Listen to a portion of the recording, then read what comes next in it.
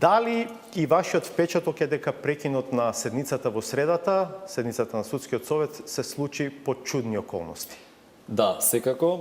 Атмосферата беше навистина чудна и конспиративна, особено во делот по давањето на паузата, кога требаше да продолжи седницата, особено затоа што дневниот ред на седницата се гласа на самиот почеток, значи точката беше утврдена дека ќе стигне на гласање. Меѓутоа, за време на паузата, додека чекавме во бифето на Судскиот совет, од страна на администрацијата во Судскиот совет ни беше посочено дека точката за избор на 6 апелацијски суди во Скопје се одлага. Љубопитноста не додржи до крај, па отидовме да го прашаме лично председателот на Судскиот совет, секако неофицијално, што е причината за одлагањето.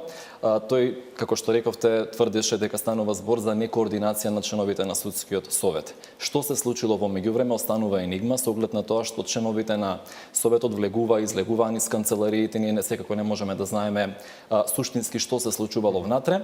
Меѓутоа, тоа го отвара прашањето дали можеби членовите на Судскиот совет ги бираат кандидатите за суди во апелациониот суд надвор од очите на јавноста, значи на затворена некаква координација, а само ги верификуваат на седницата. Дали јавните седници се само фарса практично? Так, тоа е тоа.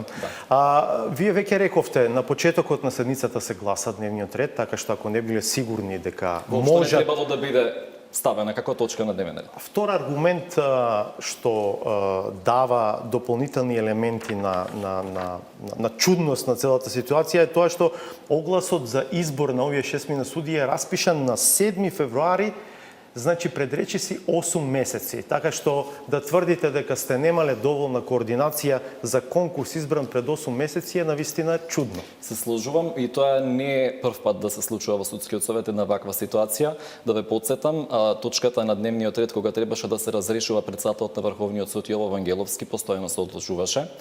И не само тоа. Имавме ситуација во која треба да се избира судија кривичар во Врховниот суд. Огласот беше одложуван месечини, односно точката на дневниот ред со месеци, веројатно додека не се обезбеди таа координација зад затворени врати, дека тој е кандидатот кој што ги исполнува условите за да може да биде избран за судија кривичар. Од тука дилемата веламе повторно дали она што го гледаме на самите седници е некаква фарса за јавноста или сепак станува збор за суштинска дебата за професионалното портфолио на кандидатите кои што треба да бидат избрани во повисоките судови.